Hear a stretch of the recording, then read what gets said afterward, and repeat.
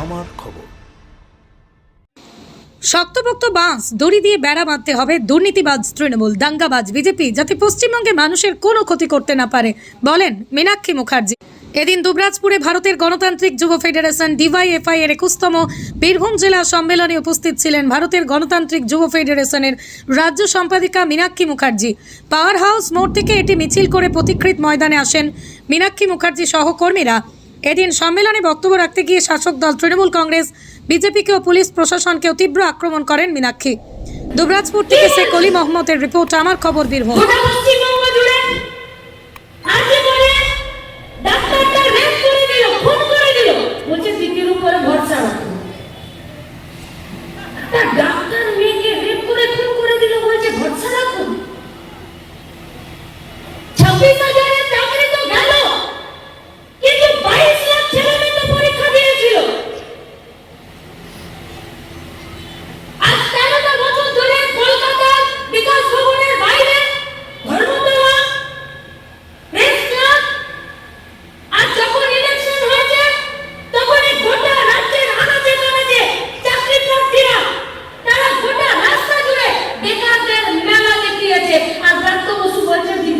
ভরসা রাখুন।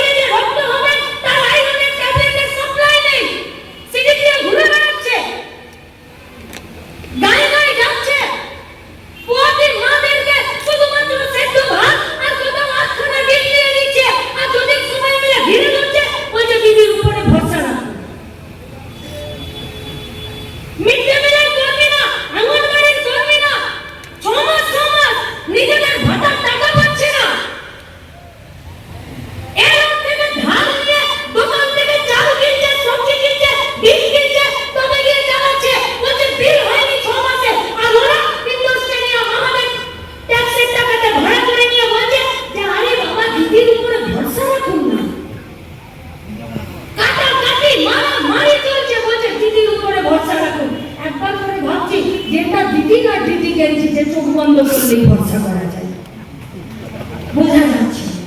ওই পিছনে দিদিমণি এসে এসে বলছে যে চারিদিক পরিষ্কার রাখুন আর সতর্ক থাকুন। আমরা কথা দিচ্ছি চোর চোট্টা দাঙ্গাবাজদেরকে বীরভূম থেকে সরাবো, এইটা হবে আমাদের প্রথম কাজ। আর আপনাদেরকে বলছি, আমরাও বলছি সতর্ক থাকুন, আমরাও সতর্ক থাকবো, যাতে এই চারিদিক চোর চোট্টা চিটিংবাজ দাঙ্গাবাজকে সরাতে গিয়ে আমরা যাতে না ভাগে পড়ে যাই। ভাগ হলে লড়াই দুর্বল হবে, কোনো ভাগ চলবে না। হিন্দুর ভাগ চলবে না, মুসলমানের ভাগ চলবে না, ব্রাহ্মণ আদিবাসী দলিত উঁচু জাতি নিচু জাতি বড়লোক গরিব লোক না, কোনো ভাগ চলবে না। ভাগ একটা চলবে, একটা লুটে খাওয়া যেটা কেষ্টটা চলবে, আর একটা খেটে খাওয়া যারা এই মাটিতে নিজেদের ঘটর খাটিয়ে মাথার ঘাম পায়ে ফেলে খেটে খায়, তাদের ভাগ।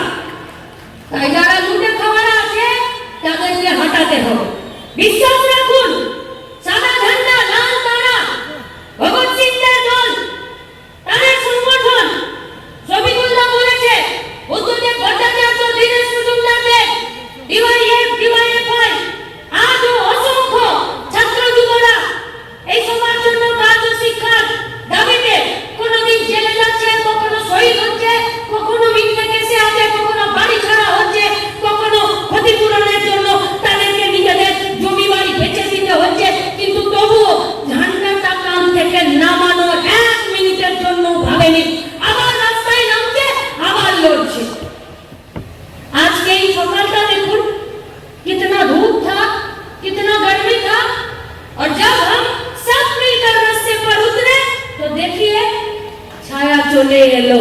বামপন্থীরা রাস্তায় একসাথে নামলে যে কোনো সমস্যাকে আর বিপদকে আমরা একসাথে সেই বিপদকে উতরে দিয়ে নিজেদের রুটি রুটির দাবিতে আমরা করতে পারি এবং রাস্তায় দাঁড়াতে পারি। পুলিশ সব কাজ ঠিক করছে, থানাগুলোকে তৃণমূলের পার্টি অফিস করে রাখেনি।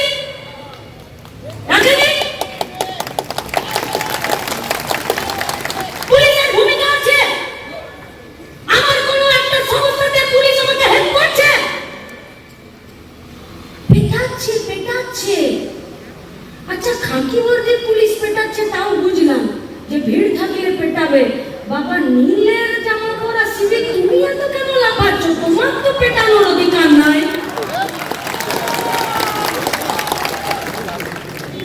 এ তো বাসের থেকে কঞ্চি বড় হয়ে গেল। 9,000 টাকায় খাটাচ্ছে তোমাদেরকে, তোমাদের ধারাবাহিক কাজ, সকাল থেকে রাত পর্যন্ত কাজ, এক্সট্রা ডিউটি পড়ে তোমাদের প্রত্যেক দিনের কাজ। তোমাদেরকে ঠিকাতে নিয়োগ করতে পারে না। সুপ্রিম কোর্টের ভার্ডিক্ট আছে, যে কাজ ধারাবাহিক, যে কাজ স্থায়ী, সেই কাজে ঠিকা শ্রমিক নিয়োগ করা যাবে না। কোন আন্দোলনে মমতা ব্যানার্জি 1,30,000 সিভিককে নিয়োগ করেছে? তার মানে পুলিশের সংখ্যা কম। এই জন্যই পুলিশগুলো টেবিলের তলায় ঢুকে যায়।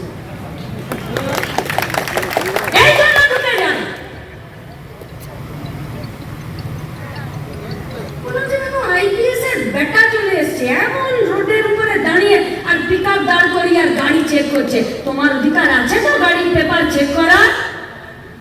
আছে তো? খুব সাবধান, খুব সাবধান। ঘরে একজনাকার গাদা ছাগল ছিল। একদিন সন্ধ্যাবেলায় পুরো ছাগল মাগল চেঁচাচ্ছেন, বাইরে বেরিয়ে দেখেছে যে পাড়ার পুকুরে ছাগলের ঠ্যাংটাকে কামড়ে দিয়েছে। আর যার ছাগল সে কি কাঁদছে, সবাই মিলে সান্ত্বনা দিচ্ছে, বলছে ওগো ঠিক হয়ে যাবে, কিছু ব্যাপার না, ওগো ঠিক হয়ে যাবে, কিছু ব্যাপার না। আজকাল অনেক ডাক্তার বদ্যি ওষুধ আছে। বলছে দূর, কুকুরে কামড়ানো ছাগল না তো বলি হবে না তো, কেউ মাংস খাবে। শোনো ভাই, তোমাকে যতই বেলপাতা খাওয়া আর ঘাস খাওয়া, আসলে তোমাকে বেচবে বা বলি দেবে বলেই কাজ করাচ্ছে সরকার। তোমাকে ভালোবেসে খাওয়াচ্ছে না। আজই করে দিয়েছে বলি, আমি তো সময় দিয়েছে বলি। তাহলে শুধু শুধু মমতা কো বাঁচানে কে লিয়ে কেন বাবা সাধারণ মানুষের কাছে ভিলেনে পরিণত হচ্ছ? শ্রীলঙ্কার মতন যেদিনকে দাওয়াই দেবে না, সেদিন পিঠ কিন্তু তুই মাচা হয়ে যাবে, সোজা হবে না। সোজা লড়াইয়ের ময়দানে আছো। 26,000 টাকা বেতন দাবি করো, কাজের স্বীকৃতি দাবি করো, কাজের গ্যারান্টি দাবি করো, 7 বছর অবধি কাজ ঠিক করো, কাজের পরে যাতে পেনশন পাও তার ব্যবস্থা করো। কথা দিচ্ছি ডিওয়াইএফআই, রাস্তায় যদি নিজের অধিকারের দাবিতে দাঁড়াও, কে এসে মারবে জানি না, কিন্তু সবার আগে যে এসে হাত ধরবে তার নাম ডিওয়াইএফআই। কিন্তু মানুষকে মারতে যদি লাঠি উঁচাও, আমরা খুব সাবধান করে দিচ্ছি সিভিকদেরকে যে খাঁকি বর্দিদের পিছন পিছন ঘুরে নিজেদের ভবিষ্যৎ খারাপ করো না, তোমরা ঠিকাতে আছো। আজ সকালে কিছু কাজুরা মারামারি করেছে, গায়ে খাকি আমরা, বীরভূম, বর্ধমান, আমরা জানি গোয়াল ঘরে যদি সাড়ে সাড়ে মারামারি হয় তো পাথুরে ঠ্যাং ভেঙে যায়, সাড়ের কিছু হয় না। তাই যে সাড়গুলো মারামারি করছে তাদের বীরভূমে বেকার ছেলে মেয়েদের তাদের জায়গাগুলো নষ্ট হয়ে যাচ্ছে। কোথায় দিন, কোথায় এসপি, কোথায় ভিডিও, কোথায় এসডিও, কে দায়িত্ব নেবে? কি করে ঢুকছে বীরভূমে? এত বোমা, এত পিস্তল, এত গুলি, কেউ জানে না, সব উপরওয়ালা জানে। পার্থ ওরকম বলতো যে আমি কিছু জানি না, সব উপরওয়ালা জানে। উপরের দিকে তাকিয়ে দেখলাম একটা ফ্যান গনগন করে ঘুরছে, বলছে আপনার মাথার উপরে নয়, আমার মাথা মাথার উপরে, দেখলাম দিদির একটা বড় ছবি, তারপরেও এখন জেলের ভাত খাচ্ছে। ভালো নেই পশ্চিমবঙ্গের ছেলে মেয়ে। হ্যাঁ, পশ্চিমবঙ্গের কিছু সাধারণ মানুষেরও আমাদেরও দোষ আছে। আমরা বাধ্য হয়েছিলাম। কেউ গরু পাচার করেছে, কেউ বালি পাচার করেছে, কেউ মাটি পাচার করেছে, কেউ কয়লা পাচার করেছে, কেউ দারুর দোকান দিয়েছে। আর আমরা প্রতিদিন ঠেকতে ঠেকতে ঠেকতে কাজ না পেয়ে, পরিবারের দায়িত্ব নিতে না পেরে আমরা অনেকেই সেই অন্যায়ের রাস্তায় যুক্ত হয়ে গেছি, বাধ্য হয়েছি। সরকার বাধ্য করেছে ঘুষ দিতে, সরকার বাধ্য করেছে চুরির সাথে দুর্নীতির সাথে যুক্ত থাকতে। তাই তৃণমূল বিজেপিকে শেয়ালকে যেমন ভাঙা বেড়া দেখাতে নেই, একবার ভাঙা বেড়া যদি দেখে তাহলে প্রতিদিন মুরগি ছাগল টেনে নিয়ে যায়। সেরকম কোথাও কোথাও আমাদের সাহসের অভাব এবং আমাদের পেটে ভাতের অভাব পশ্চিমবঙ্গের তৃণমূল বিজেপিকে আমাদের পশ্চিমবঙ্গের ভাঙা বেড়া দেখানো হয়ে গেছে। এখন সময় এসেছে বেড়া বাঁধা, শক্তপোক্ত বাঁশ দড়ি দিয়ে পশ্চিমবঙ্গের বেড়া বাঁধতে হবে, যাতে এই দুর্নীতিবাজ চোর চোট্টা তৃণমূল আর দাঙ্গাবাজ বিজেপি যাতে পশ্চিমবঙ্গের বেড়াতে ঢুকে আমাদের আনাজ, আমাদের সবজি, আমাদের মানুষ, আমাদের মেধা, আমাদের বতনের ক্ষতি করতে না পারে। তাই আমাদের সম্মেলন। তাই আমরা সম্মেলনে কি করব তার আগে তারপরে প্রকাশ্যে আপনাদের কাছে জানালাম, বেড়া দিতে হবে।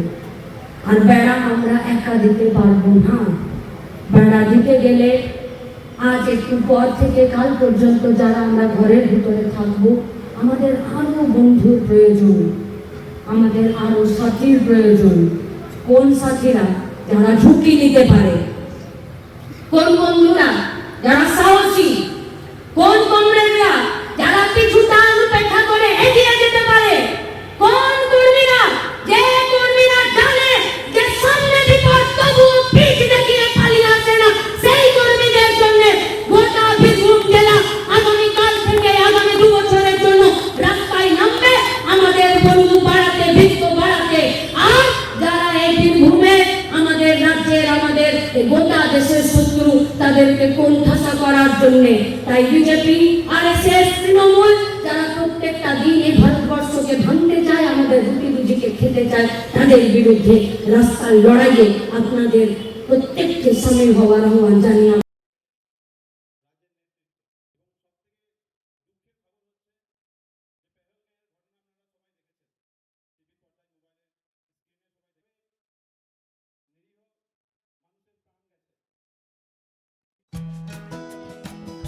বাসন্তী দেবী গাঙ্গুলি ফাউন্ডেশনের বৃদ্ধাবাস সেবা করাটাই মূল উদ্দেশ্য আমাদের। তাই অশীতিপর বৃদ্ধাদের পরম যত্নে আগলে রাখছি আমরা। ঠিকানা Kalikapur colony, ward number 22, Bolpur. সাক্ষাৎ ও পরিদর্শনের সময় সকাল 10টা থেকে দুপুর 1টা পর্যন্ত। বিস্তারিত জানতে 7064728820 এই নম্বরে যোগাযোগ করুন। দেখতে চোখ রাখুন আমাদের ফেসবুক ও ইউটিউব চ্যানেলে।